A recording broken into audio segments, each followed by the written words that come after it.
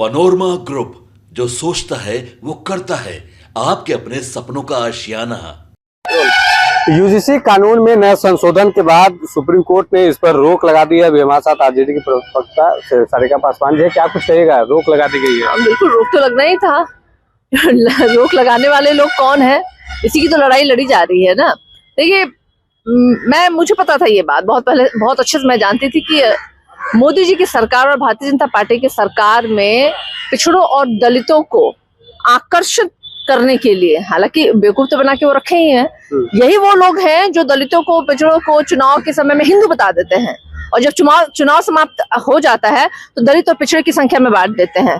जब उनको पद देने की बात आती है तो दलित और पिछड़े उनको दिखाई देने आते हैं। तो ये तो होते आ रहा है शुरू से, और भारतीय जनता पार्टी ये बिल लेकर ही आई थी ताकि बेवकूफ बनाया जा सके, दलित और पिछड़ों को बेवकूफ बनाया जा सके, उनके वोट में सेंधमारी की जा सके। देखिए, आपको याद होगा किस तरीके से ये सीए और एनआरसी लेके आए थे, ताकि एक माहौल जो है वो बने पूरे देश भर में, और एक आपसी जो है ना रंजिश होनी शुरू हो, सड़कों पे प्रदर्शन हो, हाय तौबा हो, और इनके वोटों में बढ़ोतरी हो। वो एक जो स्ट्रैटेजी है भारतीय जनता पार्टी, वो बिना लाभ के, बिना राजनीतिक लाभ के लिए वो कोई काम नहीं करती, और उन्होंने किया भी।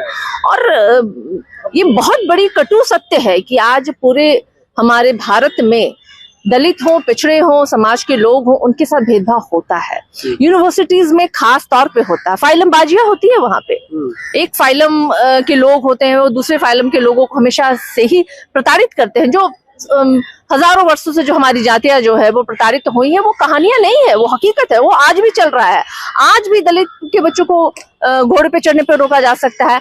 आज भी जो बच्चे दलित और पिछड़े जाति के लोग हैं, जो अच्छे अंक लेकर के पास होते हैं, जब वो पीटी और मेंस तक जाते हैं तो उनको इंटरव्यू में कम अंक दे करके छांटा जाता है। और ये कई उदाहरण है, कई हमारे बिहार के ही कई टीचर्स ने इसकी पोल खोली है, और उन्होंने साफ साफ सबूत के साथ वो है कि किस तरीके से उनको इंटरव्यू के अंकों में कमी देकर के उनको प्रक्रिया से बाहर की जाती है। तो यूनिवर्सिटीज में बच्चे जो है इस तरह के भेदभाव, डिस्क्रिमिनेशन तो है, एवरीडे के हिसाब से झेल रहे हैं। वहाँ तो खाने पीने पे भी होता है, वहाँ तो मेस में भी एक अलग व्यवस्था चलती है, एक अलग जाति और के लोग ही जो है वहाँ खाना भी बनाने का काम करते हैं। बता दीजिए ना, कितने आईआईटी और कितने यूनिवर्सिटीज में हमारे SC ST और दलित के प्रोफेसर्स हैं, लेक्चरर्स हैं। तो संख्या आपको खुद सारी हकीकत बता देगी। तो ये लड़ाई मुझे लगता है कि बहुत अभी लंबी हमें लड़नी पड़ेगी।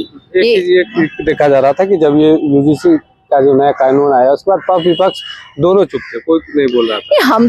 हम चुप इसलिए थे कि हमको पता था कि ये चुनावी जुमला है। बंगाल में चुनाव है, यूपी में चुनाव है, 90% की आबादी दलित पिछड़ा है, उनके वोटों में सेंधमारी मैंने पहले ही आपको स्पष्ट कर दिया। अभी आपने खुल के पूछा तो मैं खुल के आपको बता रही हूँ। ये उन जातियों की वोट में सेंधमारी और चुनावी मौसम को देखते हुए ये बिल लेकर के आया था। इसलिए हमें पता था कि इसमें कुछ होना जाना है नहीं, अंतोगत्वा यही होना है जो आज हुआ है। तो बहुत ज्यादा समय भी नहीं लगा। अभी तो प्रोटेस्ट करने वाले थे ये लोग, 1 तारीख को प्रोटेस्ट करने वाले थे। बताइए कितनी त्वरित कार्रवाई की गई कि उनके प्रोटेस्ट से पहले बिल को ही वापस ले लिया। इतना हुआ है। किसानों का जो बिल आया था, कितने किसानों ने अपनी शहादत दे दी, सड़कों पे जान दी, उनके लिए किले बिछाए गए, लाठियां चार्ज हुई, क्या क्या नहीं हुआ, तब जाकर के वो काले कानून वापस लिए गए। लेकिन देखिए, यहाँ तो अभी सोशल मीडिया पे ही विरोध शुरू हुआ था और सरकार जो है बैकफुट पे आ गई। इससे त्वरित कार्रवाई तो हो ही नहीं सकती है भाई। बहुत बहुत धन्यवाद। अभी हमारे साथ आरजेडी की प्रवक्ता सारिका पासवान जी थे, क्या कुछ इनका कहना है आप इस वीडियो में देख पाएंगे। धन्यवाद।